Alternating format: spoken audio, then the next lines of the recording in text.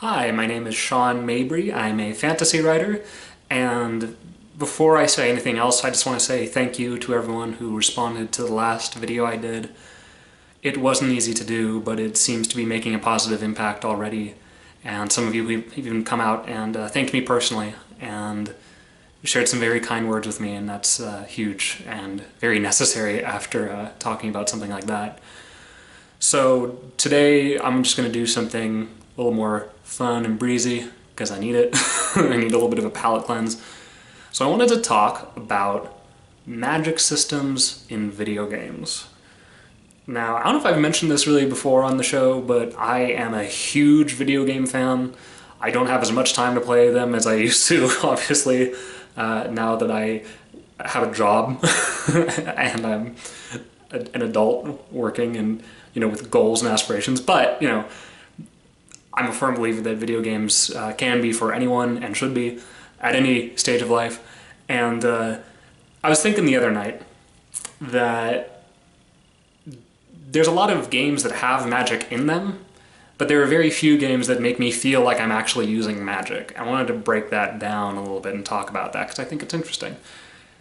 So you think of like, a wizard in most video games, like, pretty much any sort of RPG, Japanese or Western RPG, really any RPG ever, as long as it's in a fantasy setting, you're going to have a wizard of some kind, or a mage, or a sorcerer, or whatever you're going to call it.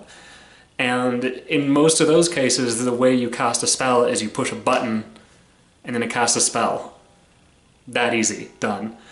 And to me, that is just so... I understand mechanically why they do that, and yeah, there are a lot of games I love that have that kind of mechanic, but that's not how magic works. When I think magic, I think of something that's based on these very arcane symbols where half the battle is just trying to even figure out what this stuff means or even trying to figure out how the tool works.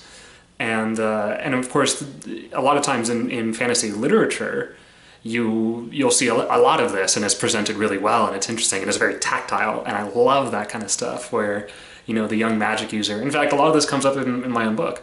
The young magic user gets the, off the top of my head, like the alethiometer from the Golden Compass series, and at first it's like none of these symbols make sense. It's just gibberish, but then they study and they tap into their deep intuition, and through practice and trial and error they figure out how it works.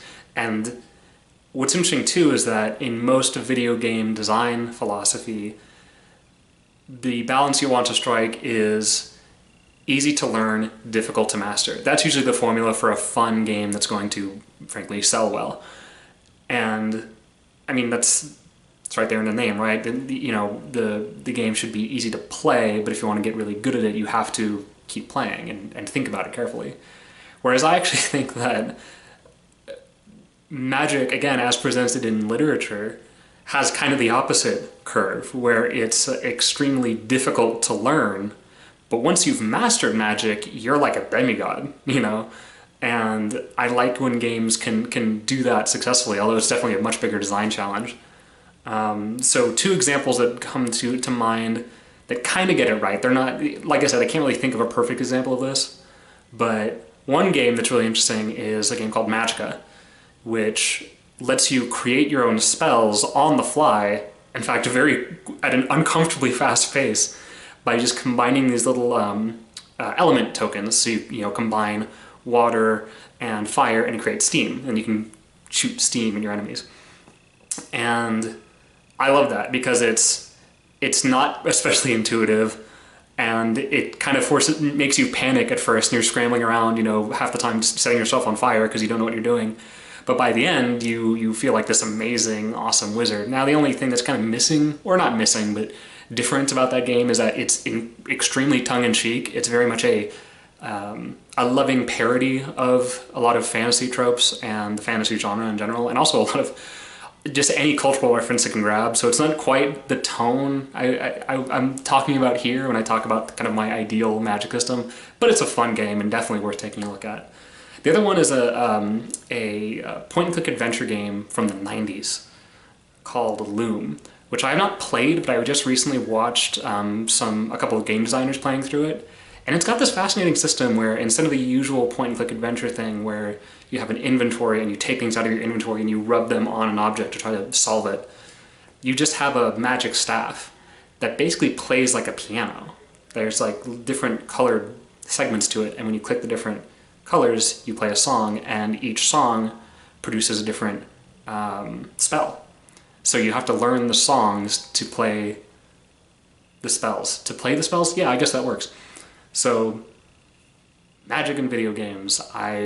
If you actually, you know what? If you have a recommendation here, I would love to hear it. I would love to hear about it. Any video game that just has a weird, interesting magic system that's outside of the norm.